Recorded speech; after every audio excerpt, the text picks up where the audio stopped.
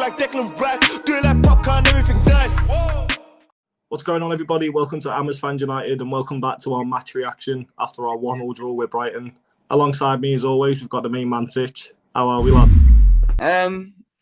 I'm good, but I'm disappointed. I've said, all of this during the game and after the game. Even at, 1-0, I was saying we weren't playing great and we needed a second goal. So I've said my piece, but obviously this show is about your reaction because you went to the game, you was in the stadium, and, I haven't spoken to you.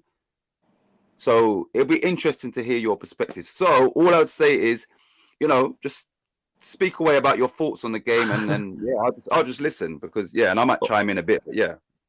But I'll start off with the support from the Amers fans. I thought we were amazing. It's the loudest I've ever heard the London Stadium, like in the flesh. Anyway, it's the first Premier League game I've been to at home for a long time, so it was noisy, and it is starting to feel like home. I can feel that myself from yesterday.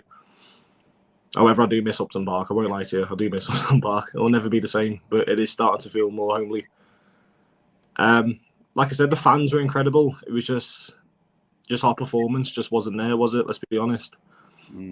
I thought I'll skip right to the end. The last 6 minutes of the game, if we'd have started exactly like that, we probably could have had a better game. If we'd literally start to finish how we were in the final 6 minutes, we'd have probably had a better game. It could have been a lot more goals for us. It's the first time I've ever seen VAR in the flesh as well, twice, which I thought were weird. It's just a long wait. There's nothing more intense than waiting to find out what's happening, and especially when our goal was disallowed. Truthfully, I'm not too sure what actually happened. I did watch the highlights, but I still don't really see much wrong. I'll be honest with you. And me. Yeah, I'm still, because it come off one of theirs last before it touched Antonio, didn't it? And I blame the rainbow laces. I don't think he'd have touched it without them laces. But anyway, a few individual performances were probably quality. I'll be honest with you. I wouldn't blame the whole team for the poor performance. Certain people like Declan Rice, I thought he was absolutely honest to God. He deserved to win that game. He made Brighton look silly. I think I've seen him lose one ball out of the amount of he touched the ball a fair amount of times, so only losing one ball out of all that I think is pretty reasonable. Scouse was absolutely incredible, start to finish. Honest to God, I thought he was unreal. Dawson committed himself, but he's still a bit. I just don't think he's confident enough on when he's under pressure. And it goes back to what we said at Wolves as well. I still feel like we're just missing Ogbonna too much as well. We're just missing Ogbonna. That's what it is. We're just missing that confidence at the back. We're not confident under pressure like we used to be. Yeah. Antonio was doing my head in. I'll be honest with you as well.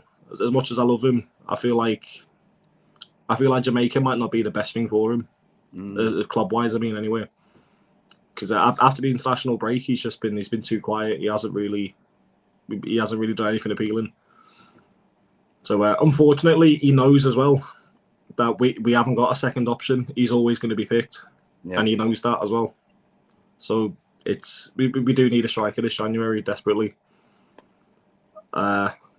I'm disappointed. Let me ask you something, right? Because in your opinion, was Antonio our worst player last night? Good question.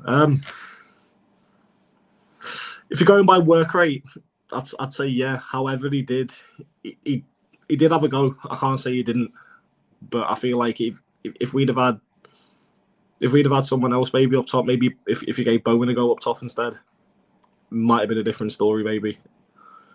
But I don't want to say he was the worst, but he could have done a lot more like usual, and I just don't see that effort, the same effort he put in at the start of the season. I just don't see it. I agree with you. And like I said, I haven't spoken to Cam at all, apart from saying, "Are you available to do a video?" That's it. And then now we're speaking here. So, what about what would you rate? I'm not going to go through the ratings, but what would you, if you was to rate Fabianski, what would you give him out of 10? Oh, Fabianski. Oh. I'll give him an 8. I give him a solid 8. he only made a couple of saves, I think, as well, because they didn't have that many shots or that many shots on target anyway. Yeah. However, the saves he did make were incredible. Yeah. Their goal was unbelievable. I seen it coming as well. I called goal. I didn't like. I seen it coming. I was a scream at that. I don't think he had any chance of saving that. To be fair to you, I don't think not many keepers would. Nah. But I give him a solid 8. Yeah. All right. And you could be honest. If Ogbonna was playing, do you think that goal goes in? Nah, no chance. Nah. Nah, probably not. No, he get his head on it. He commit to it. He would take a kick in the face. He would be organising better. And these are the little things that I've recognised for many of years with Ogbonna. And this is why I was so adamant that he's going to be a massive loss, because I can see the bigger picture. Some people are very short-sighted, and I just think that one, he would either make sure someone gets their face, so that the boy has to kick you in the face, because it was a high foot. If you would have made him kick you in the face, they can't give the goal. And so Ogbonna would have either, committed. Yeah, demand you take a kick in the face, or if it's him, he'll take a kick in the face. And he, like I said, coming through, in Italy, where there's an art to defending, they know all these tricks. So he knows if this guy's going to get it, I'm going to put my face on the boot. So they're very smart, the Italians, when it comes to defending. So I believe that particular goal wouldn't have been scored by in that situation with Ogbonna in the team. Right. I also, and now this is where I really want to hear your thoughts. I also feel that on the balance of play, Brighton deserved a point out of that game. Oh, yeah, definitely. 100%. 100%, yeah. I thought they were quality. I wouldn't exactly say we were awful, otherwise we wouldn't have got a point that day. But we know we can be better, and we know we should have won. Realistically, we should have got the 3 points. But I do agree though, Brighton were quality. I'll be honest with you, they made us look silly at times as well. So did Wolves and so did City. Yeah. Another question, which I think I know the answer, right? They made 2 subs forced. They had to, and I thought, I've only got 1 more. I don't want Lamptey coming on. I do not want Lamptey coming on the pitch. Do you feel that Tariq Lamptey made a difference when he came on? He scored as well. Was it him that scored? No, he crossed the ball in though. Oh, did he? Oh, it was assist, yeah. It come up on the screen and it was Lamptey's goal. That's why I didn't look like him. Neil Mopey scored. Yeah. Well, I mean, the fact that he got the assist, didn't he? Let's be honest. He definitely made the difference. And I was nervous when I seen him warming up as well. Yeah. Well, when I seen him stepping up anyway. The Duffy scared me as well when I seen Duffy coming on. That made me a bit nervous. What was I going to say? Who do you blame? Remember, they scored and they had 10 men, and then they had 10 men. So when you said, the last 6 minutes, bear in mind, they had 10 men on the pitch. So who would you assign the blame to that we didn't win that game? Would it be Moyes? Would it be certain players? Would it be the team? Or who would you, put the blame on that we didn't get the 3 points and they went down to 10 men before they scored their There's a few people, to be honest with you, a few people in mind anyway. I'd say Moisey could have made different decisions, if you know what I mean. Maybe he could have switched things around a bit rather than keeping Antonio up front. Maybe put Antonio back on the wing and let Bowen have a go. Like I was saying, if you had Bowen up front, something different might have happened. Yeah. But then again, Bowen had a couple of chances, and again, he just can't finish, can he? It's the same story every week. He gets them chances, and he just can't find the back of the net. So, Bowen and Moyes, I'd say kind of to blame. Mostly Bowen, just because he just needs to work on his finishing, and he just doesn't seem to be doing that. Antonio again. Antonio should be finishing as well. He's not even getting anywhere near. I can't even remember him having a shot, to be honest with you. Nah. There's not many of. I thought Fornals were a bit slow. I'll be honest with you. As much as I love the kids a bit, I thought he were a bit slow at times. And certain decisions, like he's just not making decisions fast enough. That's what it is. He's just a bit too slow, taking his time. So there's a few I saw from the game, Brighton. We made Brighton, I think, in large periods of the game look like Man City. We were playing too far apart, and I think that didn't help our front 4 because they didn't have the support from behind them. I just think that we was miles apart, and every time we did win it on the Ed Robot, we kicked it straight back to them. And this is where Antonio's got let me tell you this, right? When they scored their goal, this is what happened. Rice, he won the ball, he won up someone, he drove forward, he put the ball forward. Now on my screen, I'm thinking, all right, I'm going to see Antonio come, receive it, hold off a defender. They picked up the ball, and I'm thinking, where's Antonio? He didn't even come in the shot. And bear in mind, the camera panned all the way to the halfway line, so I don't know where he was, but that's the ball that you meant to. Anyway, from that break, it came back and they scored. So if he was doing what he was doing, staying in front, picking up the loose balls and holding up the ball, they wouldn't have even had the chance to get the crossing and all that. So I think in that instance, we could have prevented that goal if Antonio would have, been in front of the defender. Yeah. Okay. Let me ask you this: do you think Lanzini and Masuaku made us play better and shift the balance in our favour when they came on? Masuaku definitely, and Lanzini played a big part. There was a lot of link up between Masuaku and Lanzini, wasn't there? A lot of that. Again, I love seeing little link ups like that, especially with the two of us, like the two players who've been at our club the longest, out of Cresswell and Noble, if you count him. I mean, out of the first team, yeah, them two, or the people who were on the pitch, sorry, them two had been at the club the longest, and I love seeing the link up between them. Yeah. Lanzini, I feel like I was expecting something mad of him, coming on against Tottenham, getting that screamer, coming on against City, and then another screamer. I expected something from Lanzini, to be honest with you, and I'm disappointed he didn't get it. I'm not saying it's his fault, but I'm disappointed he didn't get it. Oh my gosh, this is one thing that really, really pissed me off, right? In the first half, there was 4 minutes of injury time. We had 4 minutes 30 on the clock, and I'm saying, get it in the box, get it in the box, get it in the box. We were just passing it, but get it in the box. We've gone past the 4 minutes, and we done nothing with it, and then it went out to 2-4, and then the ref blew the whistle.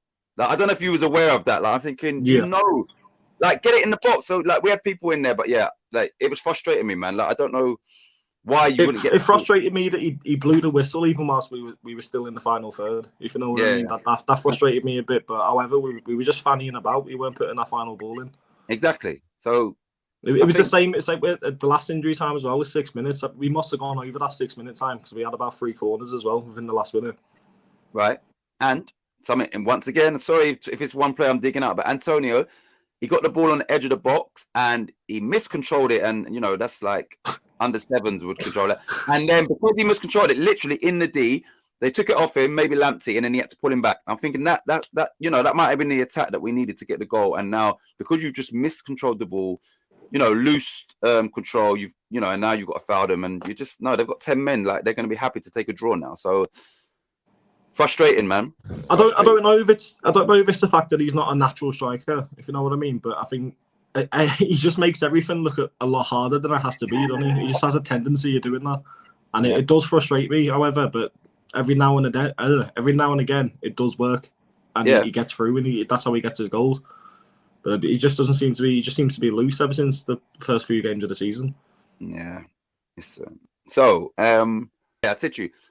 who did you go to the game with? I met a lot of mates actually. I met there was about 6 of my mates who I used to go with. Yeah. My stepdad and my little brother as well. That's who I was sitting with.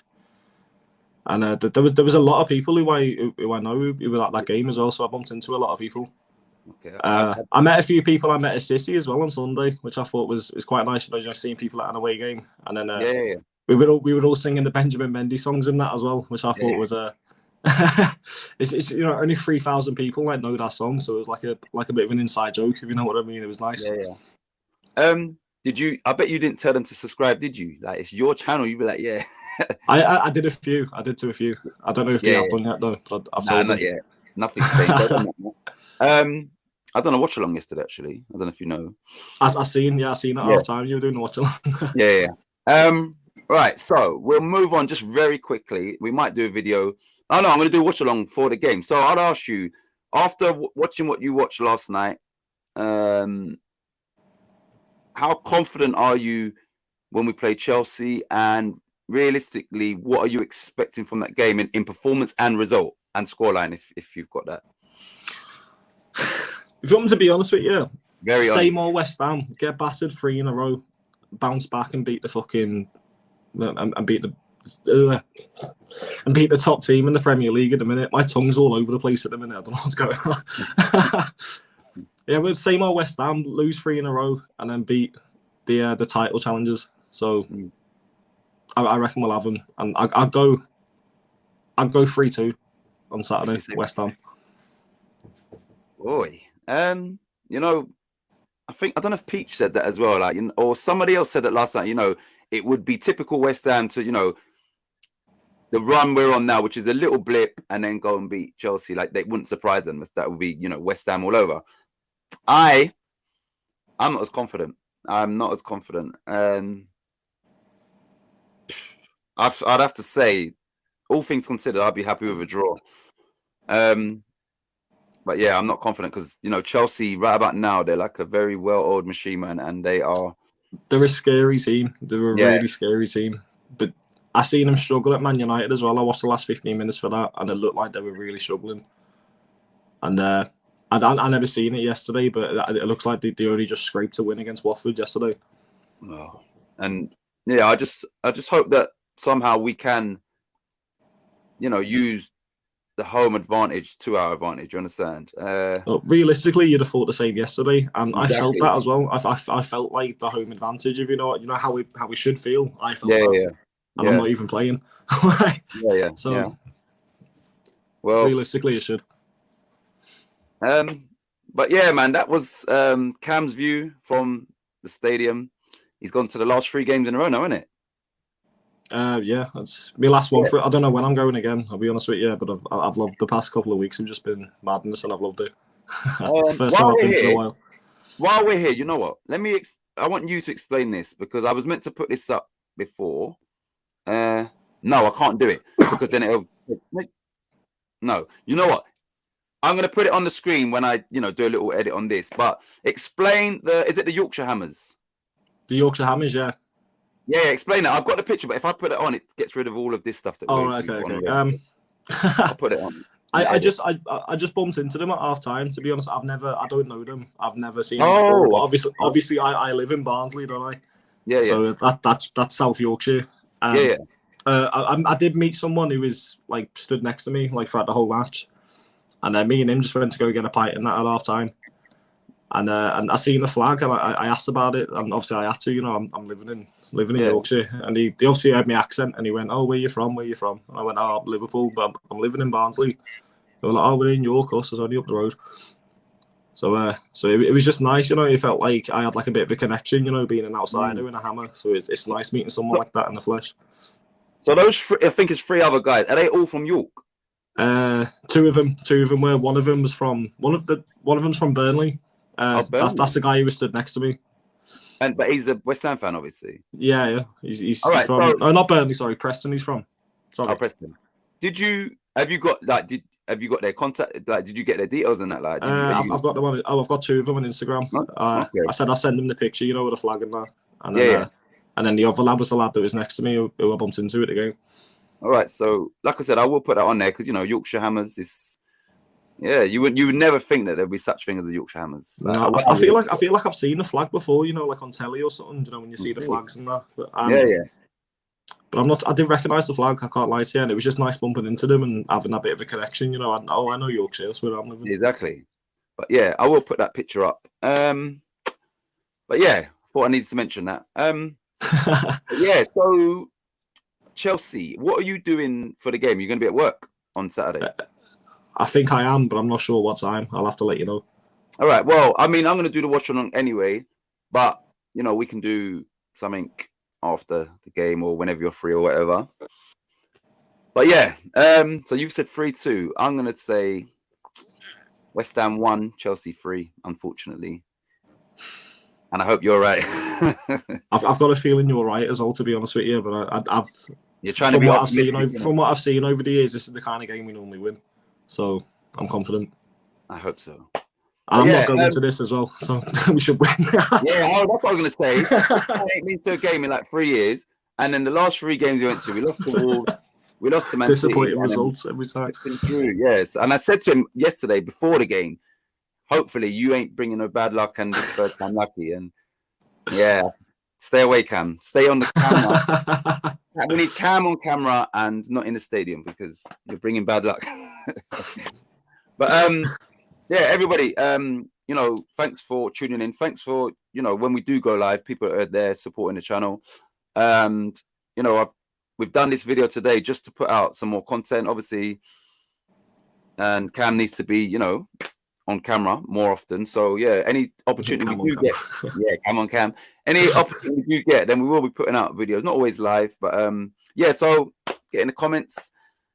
And yeah, the only thing left to say is, Cam, come on, you Irons. Come on, you Irons. Selling black, going ham in West like Declan Rice. Doing like popcorn, everything nice.